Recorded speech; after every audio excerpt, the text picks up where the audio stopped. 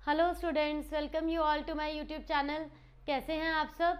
Hope so आप सब बढ़िया होंगे। तो बच्चों, हमने अपनी लास्ट क्लास में करा इशू ऑफ शेयर्स में forfeiture of shares and reissue of shares. Forfeiture में मैंने आपको बताया कब आपको सिक्योरिटी प्रीमियम अकाउंट को डेबिट करना है और कब नहीं करना। जब एक शेयर होल्डर अलॉटमेंट मनी पे करता है तो वो अलॉटमेंट मनी के साथ प्रीमियम भी पे करता है। उस केस में आपको सिक्योरिटी प्रीमियम लेने की नीड नहीं होती, और जब वो शेयर होल्डर प्रीमियम नहीं पे करता तब हमें उसे सिक्योरिटी प्रीमियम को डेबिट करना होता है। फाइन। इसके बाद आज मैं आपको इस पे बेस्ड एक फुल फ्लेज क्वेश्चन कराऊंगी ओवर सब्सक्रिप्शन पे बेस्ड, जो मैंने आपको छोटे स्मॉल जो केस स्टडीज कराई हैं फॉर फीचर की, री इशू की।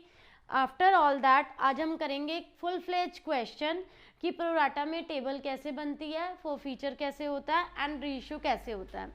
तो इसमें बच्चों अल्फा लिमिटेड ने इनवाइट करी एप्लीकेशंस फॉर 4 लाख शेयर्स। एक शेयर की वैल्यू 10 है, तो उसे इंस्टॉलमेंट में कैसे मंगा रही है company? 5 application, 3 allotment, 2 first and final call. This is application, allotment, first and final call.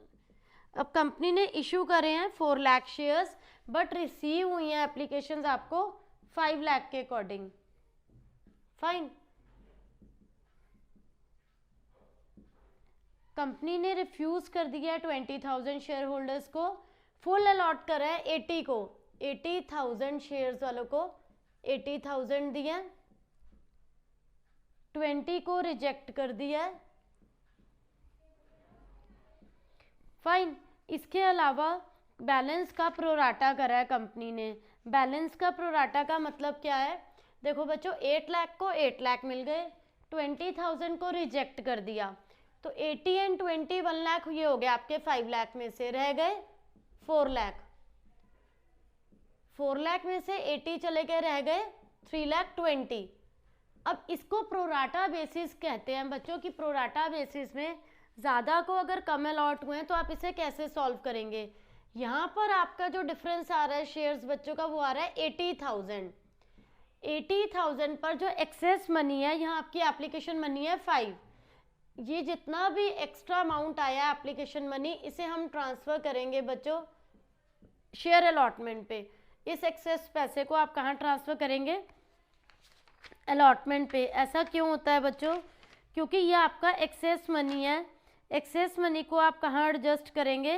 Pro rata आप करेंगे, और इसको हम एडजस्ट करेंगे टू शेयर अलॉटमेंट में। ऐसे क्वेश्चन में बच्चों फर्स्ट एंट्री क्या होती है? Bank account debit to share application account.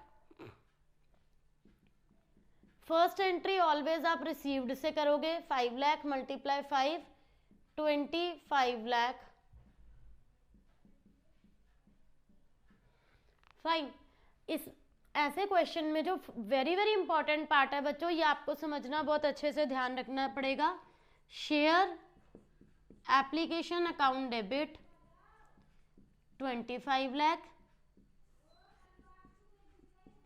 To share capital account. Issued shares कितने हैं आपके? इशूड है 4 lakh. 4 lakh into application money 5, 20 lakh. Then आपने यहाँ रिजेक्ट कितने करे हैं?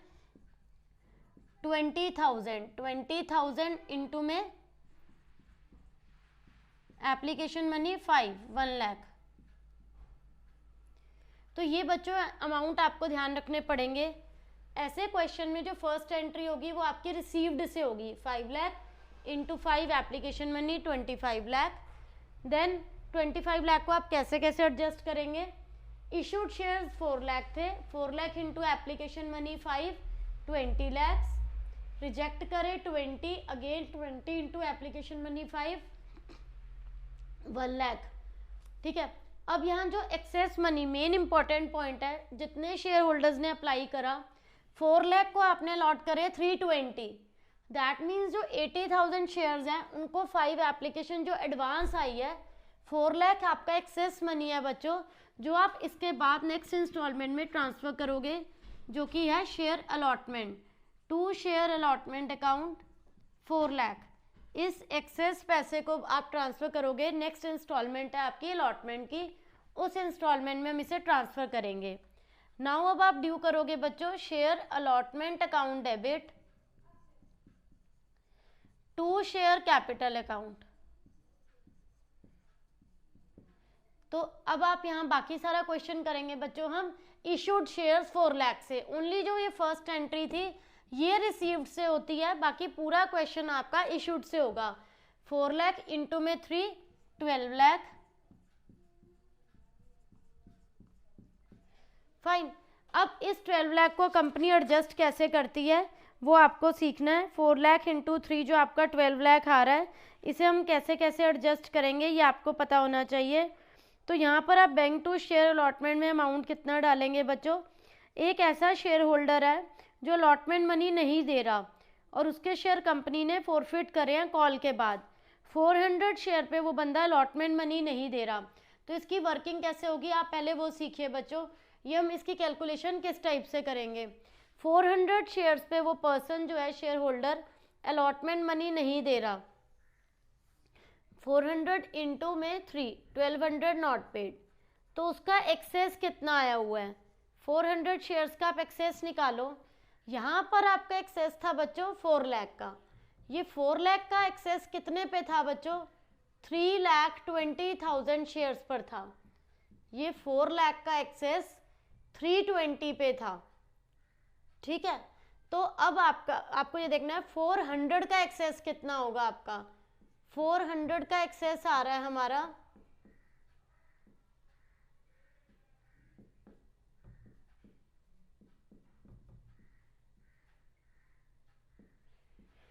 देखो 1200 वो शेयर होल्डर नहीं पे कर रहा और यहाँ उसका एक्सेस निकला है 500 जो उसका एक्सेस रिसीव हुआ है। अगेन मैं आपको रिपीट करती हूँ बच्चों, 80,000 को आपने दिए 80, 20 को रिजेक्ट करा, 4 लाख को अलॉट करे 320 शेयर, बट उन सब शेयर होल्डर्स ने एप्लीकेशन मनी पे कर दी थी।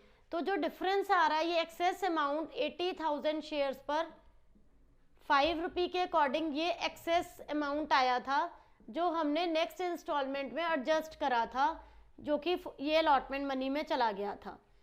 फाइन। अब इस एक्सेस पैसे में एक शेयर होल्डर है जिसके पास 400 शेयर्स हैं and that share holder is not paying allotment money. 400 into 3 1200 नहीं दे रहा, तो उसका एक्सेस कितना आया हुआ है।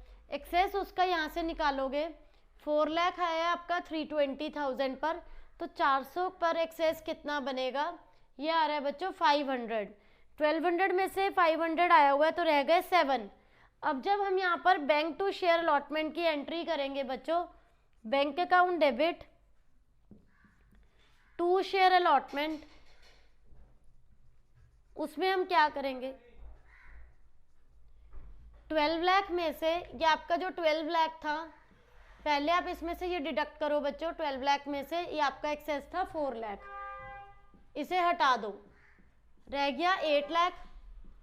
8 लाख में से आपके जो नहीं आए दैट इज 700, उसे लेस करके आपका रिमेनिंग आ रहा है बच्चों 7,99,300। ये आपका आएगा बैंक टू शेयर अलॉटमेंट में 7,99,300। इसके बाद बच्चों मैं आपको नेक्स्ट एंट्री बताती हूँ। तो बच्चों इसके बाद अलॉटमेंट के बाद अब जो क्या है, कंपनी ने उस बंदे के शेयर्स फॉरफिट कर लिए हैं क्योंकि उससे अलॉटमेंट मनी नहीं पे करी। कंपनी ने क्या करा कि उस पर्सन ने अलॉटमेंट नहीं दी और कॉल भी नहीं दी। कॉल नहीं देने की वजह से और अलॉटमेंट नहीं देने की वजह से कंपनी ने उसके शेयर्स फॉरफिट कर लिए। तो अब मैं आपको बताती हूँ इसके बाद फर्स्ट कॉल की एंट्री यहाँ कैसे होगी। Share first call account debit to share capital account. तो फर्स्ट कॉल जो है वो है 2 रुपये की। 2 इंटू अगर हम उसे ड्यू करें 4 लाख से, 4 लाख इंटू 2 यहाँ आएंगे आपके 8 लाख। ठीक है बच्चों। अब bank account debit to share first call में क्या आएगा, bank account debit to share first call में उस शेयर होल्डर ने पे नहीं करी आपको फर्स्ट कॉल, 400 शेयर्स पर फर्स्ट कॉल नहीं आई। 400 इंटू 2 800 आप डिडक्ट कर दो बच्चों इस 8 लाख में से, 8 लाख माइनस 800, तो ये हो जाएगा बच्चों आपका 7,99,200, 7,99,200। फर्स्ट कॉल ना देने की वजह से कंपनी ने उसके शेयर्स क्या कर लिए हैं बच्चों, फोरफीट कर लिए हैं। तो अब फर्स्ट कॉल के बाद जो एंट्री होगी बच्चों वो 4 फीचर की एंट्री होगी। 4 फीचर की एंट्री कैसे होगी, यहाँ पर प्रीमियम नहीं था, अब आप 4 फीचर की एंट्री करेंगे। Share capital account debit, this is very very important entry जो आपको अच्छे से समझनी है। Share capital account debit to share allotment, उस शेयर होल्डर ने अलॉटमेंट नहीं पे करी है, फर्स्ट एंड फाइनल कॉल नहीं पे करी, to share first and final call account, to share forfeiture account में ओनली एप्लीकेशन मनी आएगी क्योंकि उस शेयर होल्डर ने अलॉटमेंट के अलावा कुछ भी और पे नहीं करा है। तो अब आप इसमें अमाउंट कैसे कैसे बच्चों पोस्ट करेंगे अलॉटमेंट में, फर्स्ट कॉल में, फॉर फीचर में, वो मैं आपको एक्सप्लेन करती हूँ। उसने सिर्फ और सिर्फ क्या करा है, एप्लीकेशन पे करी है। 400 शेयर्स पर 5 रुपये एप्लीकेशन क्या है, तो 4 फीचर में हो गए 2000, फाइन। 400 इंटू एप्लीकेशन मनी दिया है, प्लस उसका यहाँ एडवांस कितना आया था, वो बंदा अलॉटमेंट नहीं दे रहा, 400 इंटू 3 1200, जिसमें से 500 उसका एक्सेस आया हुआ था। तो ये जो 500 एक्सेस रिसीव हुआ होता है बच्चों, ये आपको 4 फीचर में ऐड करके दिखाना होता है। मतलब उसने एप्लीकेशन दिया है 5 रुपीज़, 400 इंटू 5 2000, और अलॉटमेंट का जो एक्सेस है वो हम इसमें ऐड ऑन करके हमेशा शो करेंगे। और अलॉटमेंट में आप फिर कैसे शो करेंगे, वो 400 इंटू 3 1200 नहीं पे कर रहा, जिसमें से उसका 500 एक्सेस आ चुका है, यहाँ आएगा रिमेनिंग 700, 500 वो प्लस होगा बच्चों 4 फीचर वाले कॉलम में, और यहाँ पर वो 500 डिडक्ट होके आएंगे अलॉटमेंट में। 400 इंटू 2 800 आएंगे आपके यहाँ पर, और एक शेयर की वैल्यू आपकी है बच्चों 10, 400 इंटू 10 4000 आपके यहाँ आएंगे। तो ये आपका टोटल पूरा हो गया 4000 का। अब कंपनी इन शेयर्स को क्या कर रही है, री इशू कर रही है 9 के अकॉर्डिंग।